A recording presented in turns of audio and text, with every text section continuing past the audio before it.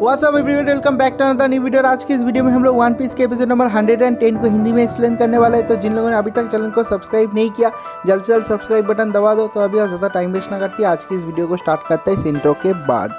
I love everything. Fire spreading all around my room. My world's so bright, it's hard to breathe, but that's alright. Hush.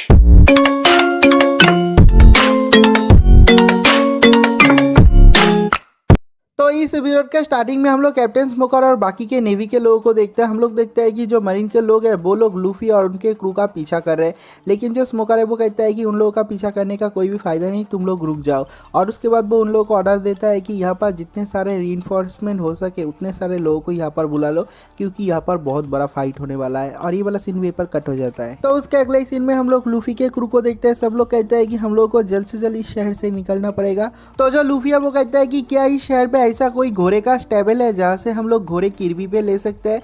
तो जो वीवी है वो कहती है कि नहीं, हम लोगों के पीछे मरीन के लोग पड़े हुए हैं, हम लोग शहर पे वापस नहीं जा पाएंगे। जो सांजी है वो कहता है कि तुम लोग सामने की तरफ देखो। हम लोग देखते हैं कि जो चॉपर है वो एक बहुत ही बड़ा क्रैब भापा ले आता है और उस क्रैब को भगाते भगाते आके उन लोगों के सामने रुकता है। हम लोग देखते हैं कि जो क्रैब है वो बहुत ही बड़ा है और वही उन लोगों का राइड है। हम लोग देखते हैं कि पूरा का पूरा क्रू वहाँ पर चढ़ जाता है और सब लोग आलूबर्ना की तरफ चले जाते हैं। हम लोग देखते हैं कि जो क्रैब है वो बहुत ही तेज़ी से जा रहा है और तभी हम लोग देखते हैं कि उन लोगों के पीछे से एक बहुत ही बड़ा हुक आ रहा है और ये जो हुक है वो क्रोकोडाइल का हुक है। हम लोग देखते हैं कि जो हुक है वो आते ही वीवी को पकड़ लेता है और पकड़ के पीछे की तरफ ले जाता है खींच के। तो ये जो इंसिडेंट अचानक से हो जाता है और ये देखने के बाद सब लोग चौंक जाते हैं। जो लूफी है वो कहता है कि अरे ये तो वही बंदा है क्रोकोडाइल। हम लोग देखते हैं कि लूफी अपने गम गम फ्रूट का पावर यूज़ करता है और उस क्रोकोडाइल के हुक में पकड़ लेता है और वीवी को वहाँ से छुड़ा के वीवी को नीचे फेंक देता है। हम लोग देखते हैं कि जो हुक है वो लूफी को खींचते हुए उसके पास ले जाता है। सब लोग कहते हैं कि अब हम लोग क्या करें।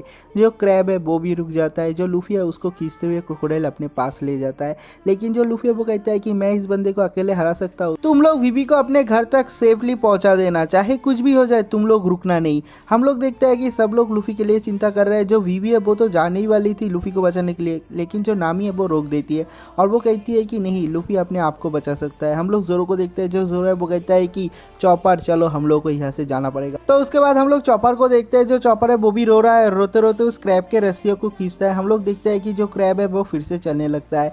यहाँ पर जितने सारे उसके क्रूमेट है सब लोगों को पता है लूफी अभी जिससे फाइट करने वाला है वो 7 वॉलर ऑफ द सी है, मतलब वो लूफी से बहुत ज़्यादा स्ट्रांग है, बहुत ज़्यादा पावरफुल है।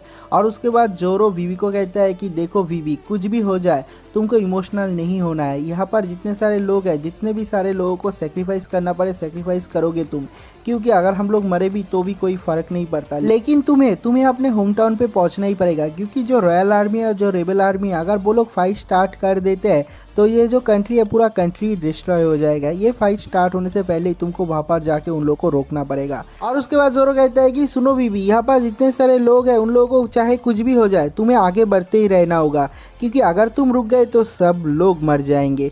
चाहे कोई भी मर जाए, किसी को कुछ भी हो जाए, तुम्हें रुकना नहीं है। और उसके बाद जो वीवी है वो सोचती है कि मेरे लिए तुम लोग इतना बड़ा सेक्रीफाइस क्यों कर रहे हो। और उसके बाद जो सांजी है वो वीवी के पास जाता है और कहता है कि देखो वीवी, तुमने शायद अकेले ये जो वार है वो स्टार्ट किया, तुमने फाइट करना स्टार्ट किया, लेकिन ये हमेशा याद रखना कि तुम्हारे साथ तुम्हारे दोस्त हैं। और ये कहने के बाद जो वीवी है वो भी बहुत ज़्यादा इमोशनल हो जाती है और वो चिल्ला चिल्ला के कहती है कि लूफी, हम लोग आलूबर्ना पे तुम्हारे लिए वेट करेंगे, तुम वहाँ पर सही सलामत पहुँच जाना। जो लूफी है वो भी चिल्ला के रिस्पॉन्स देता है, कहता है कि ऑफकोर्स मैं वहाँ पर पहुँच जाऊँगा। तो उसके अगले सीन में हम लोग मिस ऑल संडे को देखते हैं। वो कहती है कि जो प्रिंसेस वीवी है वो तो हमारे हाथ से निकल गया। जो क्रोकोडाइल है वो कहता है कि आलूबर्ना पे हमारे जो एजेंट है उन लोगों को खबर दे दो कि प्रिंसेस वीवी को पकड़ ले। और उसके बाद जो लूफी है वो उठता है। उठने के बाद कहता है कि जो प्रिंसेस वीवी है उसका जो दिल है वो बहुत ही ज़्यादा सॉफ्ट है, वो बहुत ज़्यादा काइंड है, वो सब लोगों को बचाना चाहती है। वो सोचती है कि किसी को भी सेक्रीफाइस करने की ज़रूरत नहीं, किसी का भी जान गंवाने का ज़रूरत नहीं। जो क्रोकोडाइल है वो कहता है कि हाँ, वो बहुत ज़्यादा नाइव है। वो सोचती है कि बिना जान गंवाए कोई भी वार जीता जा सकता है, कोई भी फाइट जीत सकता है, लेकिन ऐसा कभी नहीं है। क्या तुम भी वही सोचते हो? जो लूफी है वो कहता है कि हाँ, मैं भी वही सोचता हूँ। और उसके बाद जो लूफी है वो चिल्ला चिल्ला के कहता है कि मैं तुमको यहीं पर ही रोकूंगा, मैं तुमको यहाँ से जाने भी नहीं दूंगा, मैं तुम्हें अभी ख़त्म कर दूंगा। तो जो क्रोकोडाइल है वो कहता है कि मैंने तुम जैसे बहुत सारे लोगों को देखा है, लेकिन मैंने उन लोगों को छोड़ दिया है क्योंकि वो लोग बहुत ज़्यादा कमज़ोर है। तो जो लूफी है वो धीरे धीरे उठता है, उठने के बाद कहता है कि इसका मतलब तुम एक बहुत बड़े गधे हो। तो ये सुनने के बाद जो मिस ऑल्सन है वो हंसने लग जाती है, और उसे देखने के बाद जो क्रोकोडाइल है वो कहता है कि यहाँ पर हंसने वाला कौन सा बात है। हम लोग देखते हैं कि जो मिस ऑल्सन है वो वहाँ से जा रही है। तो जो क्रोकोडाइल है वो कहता है कि क्या तुम मरना चाहते हो, तुम कहाँ पर जा रहे हो निको रॉबिन।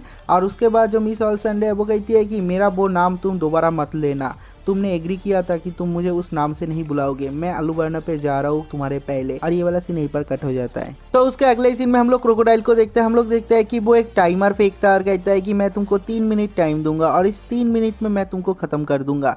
जो लूफी है वो कहता है कि हाँ तू मुझे खत्म नहीं कर पाएगा। हम लोग देखते हैं कि जो लूफी है वो क्रोकोडाइल को एक पंच करता है, लेकिन उसका पंच कोई भी काम का नहीं होता क्योंकि क्रोकोडाइल ने खाया है सैंड फ्रूट, उसका बॉडी का वो हिस्सा सैंड का बन जाता है, तो उसे कोई भी दर्द नहीं होता।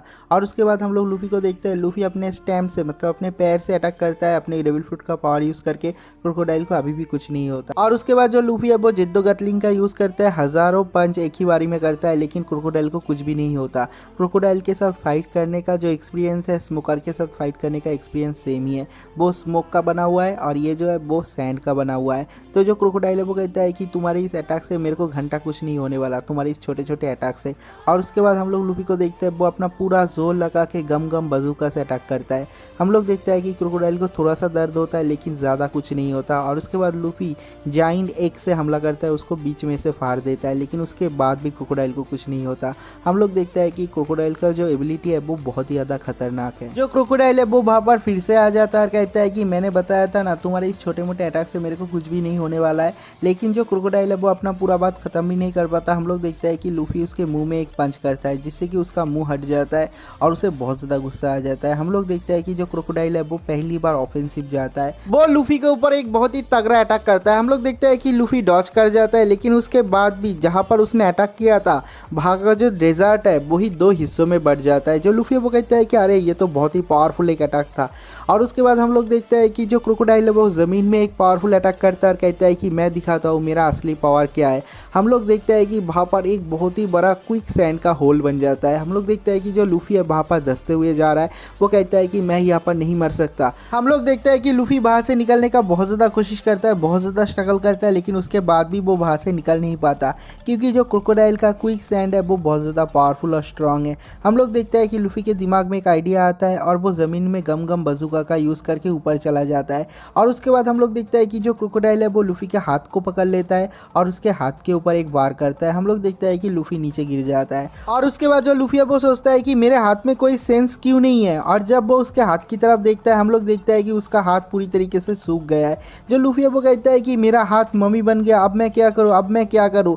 जो क्रोकोडाइल है वो कहता है कि मेरा जो पावर है उससे मैंने तुम्हारे हाथ में जो ड्राई था, जो पानी था, जो वाटर था, उसको मैंने सोख लिया है। हम लोग लूफी को देखते हैं, हम लोग देखते हैं कि वो दौड़ते हुए जा रहा है और कहता है कि मुझे पानी चाहिए, मुझे पानी चाहिए। और उसके बाद उसके दिमाग में आता है कि यूबा पे कोजा के डैड ने उसे जो पानी दिया था उसे ढूंढता है और उसे मिल भी जाता है। हम लोग देखते हैं कि वो उस पानी को पीता है और उसका हाथ जो वो बिल्कुल ही ठीक हो जाता है। और उसके बाद जो लूफी है वो क्रोकोडाइल को कहता है कि तुमको पता है ये पानी मुझे किसने दिया है। और वो कहता है कि यूबा पे जो एक बुढ़ा इंसान है जो कि कोजा का डैड है, जो यूबा का विलेज का चीफ है, हेड है, उसने मुझे दिया है। वो खोद खोद के मिट्टी के अंदर से पानी निकला है और उस फ्रेश पानी को मुझे दिया है पीने के लिए, और यही जो पानी है उसने मुझे बचाया है। तो तुमको समझ में आ रहा है अभी जो होप है वो पूरी तरीके से ख़त्म नहीं हुआ है, तुम हम लोगों को रोक नहीं पाओगे। हम लोग देखते हैं कि जो लूफी है वो दौड़ती हुई जाता है और क्रोकोडाइल का ऊपरी हिस्सा वो खा जाता है। मतलब भाई अगर तुम्हारे पास कोई सोल्यूशन ना हो तो प्रॉब्लम को ही खा जाओ। हम लोग देखते हैं कि जो क्रोकोडाइल है वो उसके मुंह से बाहर निकलता है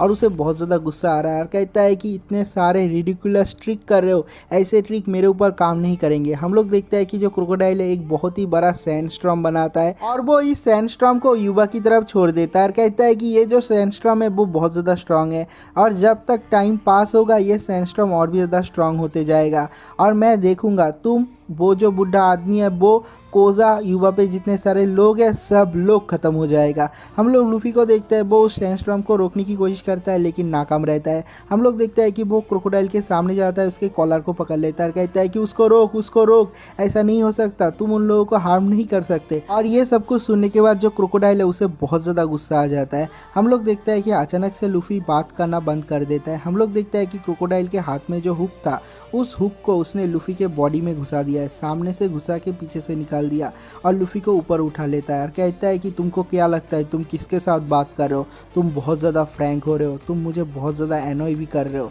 मैं तुम्हें अभी यहीं पर ही ख़त्म कर रहा हूँ। और ये वाला एपिसोड यहीं पर ख़त्म हो जाता है। अगर आप लोगों को वीडियो अच्छा लगा तो वीडियो को लाइक ज़रूर करना, वीडियो पे कमेंट ज़रूर करना। तो मिलते हैं एक और नई वीडियो के साथ, तब तक के लिए बाय बाय।